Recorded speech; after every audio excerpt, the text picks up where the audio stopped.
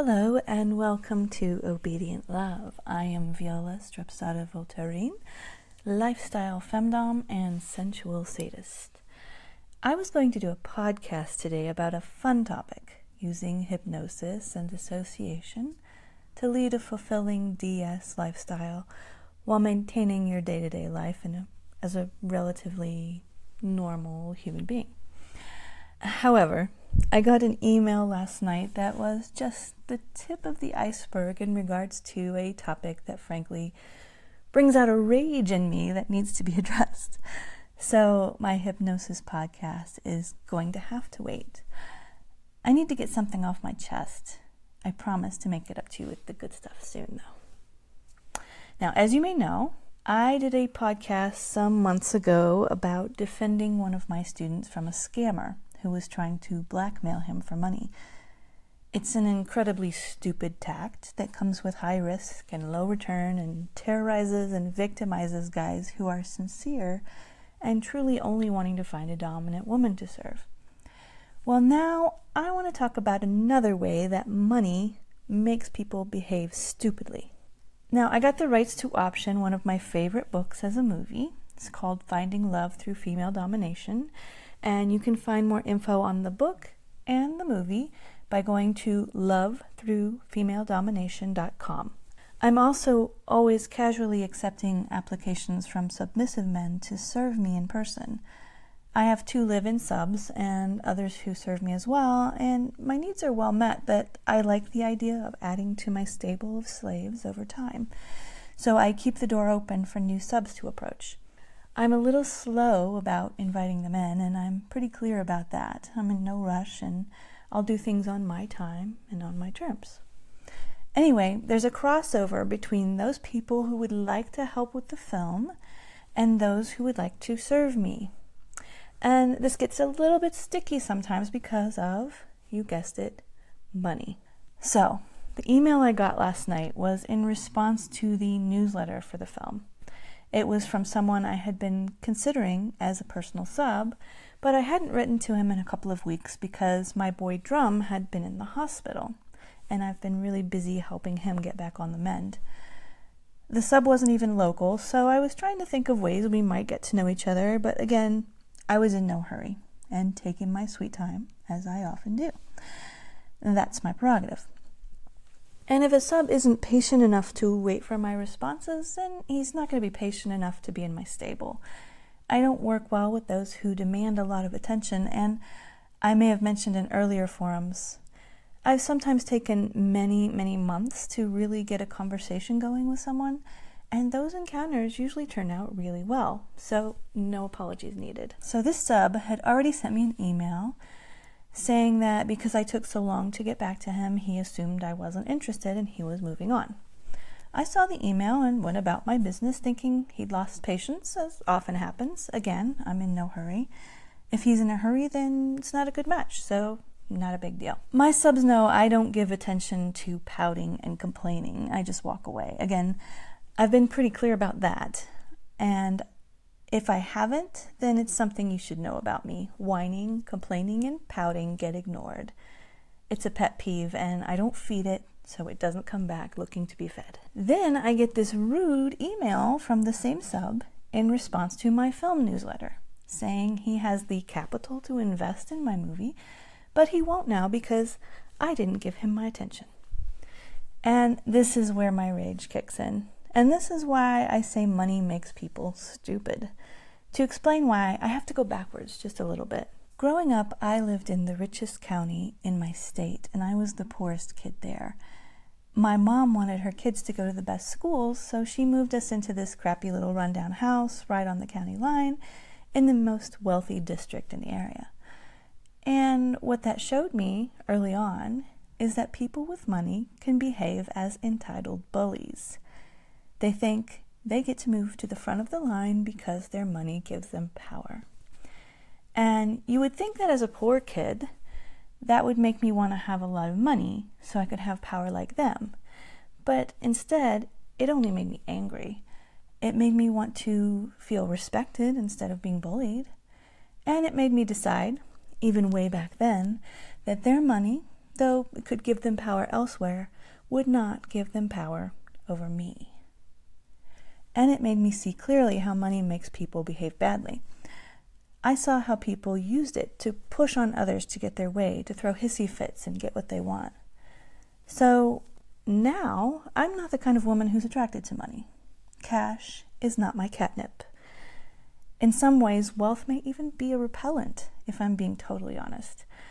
I'm less likely to trust that a rich man is truly submissive because he's grown accustomed to preferential treatment all the time. Now, a few men have proven me wrong about this, and that is always a very pleasant surprise. My catnip is respect, deference, obedience, patience, humility, surrender. These are the things that will draw me to a person, regardless of the size of their bank account. No offense to strippers at all, but this dom doesn't dance for dollars. And what kind of dominant would I be if I had such an easy weakness to exploit?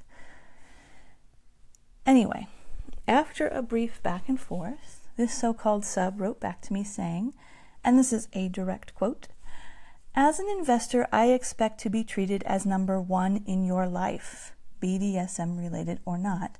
That's how venture capital works." Now, let me just pause for a second here.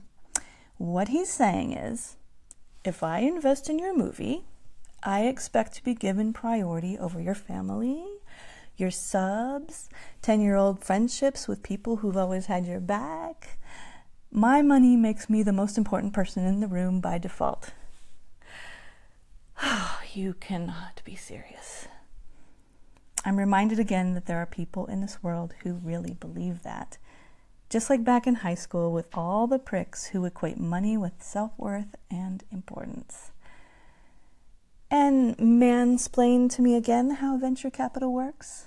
I've built and sold businesses with other people's money.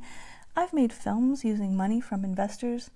Not all of them were self-important entitled dicks. No, that's just how this guy works. And yes, there are lots of guys like him, and no, they'll never be my subs. And if this is how you work, I have a message for you. Go away. I don't want your money. It doesn't give you value to me. Go sit in a Lamborghini jerking off with $100 bills already. I'm not someone whose affection you can buy. Move to the back of the line. You have no power here. Better yet, stomp away like a little baby and give me the old line about how I'm the one missing out, and you'll take your dollars elsewhere. Please, just go. His final email to me is what made my anger fade. I laughed, but I almost felt sorry for the guy. Here's what he had to say, word for word. "You have proven I am done with the BS in submission and will go forward as a master. You are just part of an endless pile of fakes I have dealt with. I will say thank you for pushing me out and taking my proper place as a master and king." Okay, I'm just going to sit with the irony of that for a second. This all fits within a theme of late.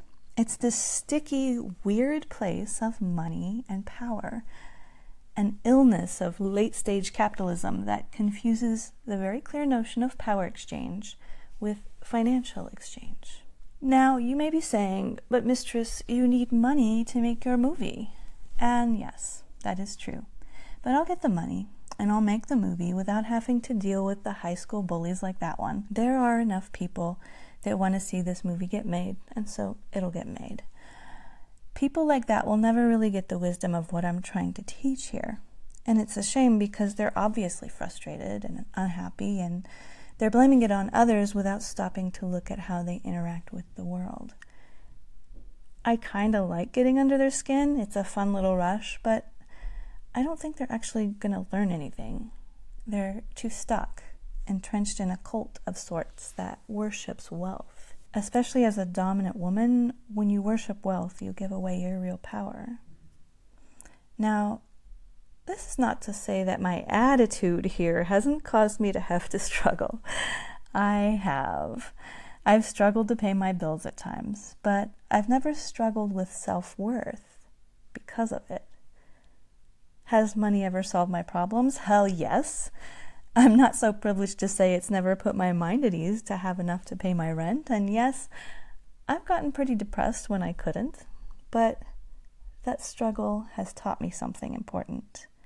I'm not attached to money in regard to my own value. I'm a 46-year-old woman asking for other people's money to make a film. Yes, that's how movies get made.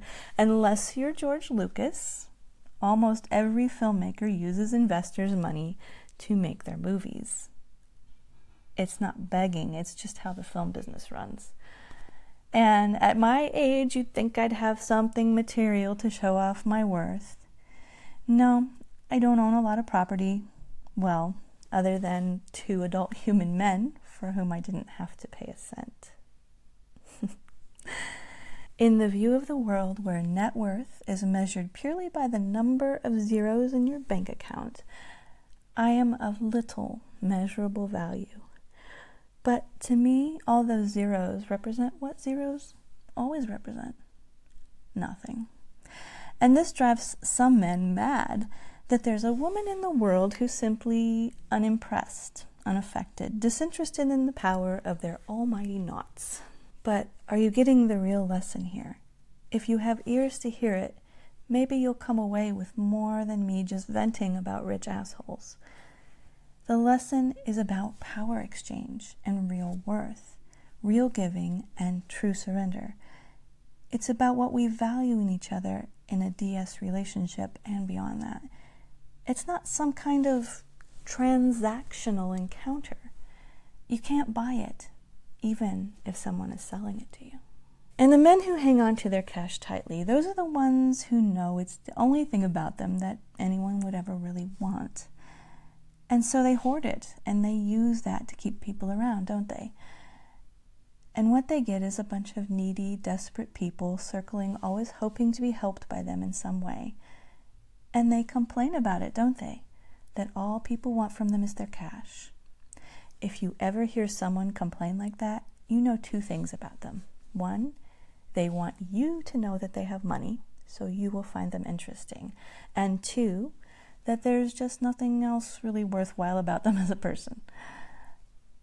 And then they'll turn it around with this idea that if you would have given me more attention, I would have given you money, but now you're not getting any. As if that whole carrot and stick routine is going to make a woman regret that she didn't get to know the shallowness of his soul.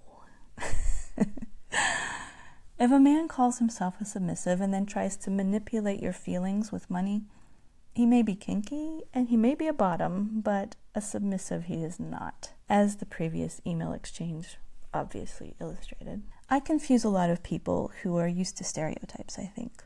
On one hand, I write about how I'd like to take control of a rich man's money, make him live in a small room with only a tiny allowance, giving up all of his belongings to live a Spartan existence while I live in comfort.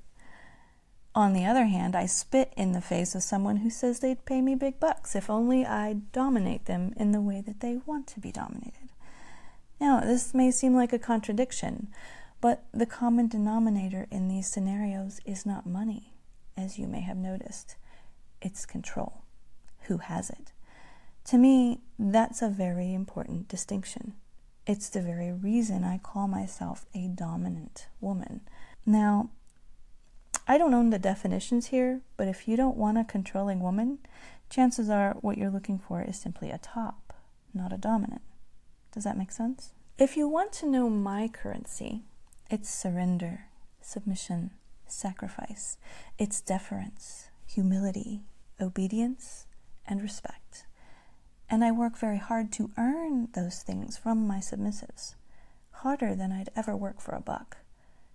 I work for their trust. It's worth far more than money ever will be to me. If you want to turn my head, be patient, polite, caring. Wait for me to warm up to you. Show me from the start you want to please me and play by my rules. If I had $1 for every rich shithead who said you could have had a lot of money from me if only you would have fill in the blank, I'd be able to pay the next one to fuck off. Don't try to dominate a dominant woman with money. Let's get things straight. We do things my way, or you go away. Those are your options. And if I'm not interested, a big dick nor a big bank account will fix that. So figure it out. Are you a heart and soul submissive, or just a kinky bottom? Is power exchange what appeals to you, or do you just want to get spanked, called names, and suck on her toes? It's important for you to know who you are and what you want, so you don't run into problems with bitches like me who actually want to be in control, if that's not what you're into. And hey, if you want to invest in this movie, do it because you want to see the movie made. Do it because you want to be a part of this film's success. Heck, even do it just to make me happy, but don't use it as leverage to get my undivided attention. It doesn't work that way. Anyway, have a great week, and I promise my next podcast is going to be a much juicier one, so don't run away. There's nowhere to run anyway.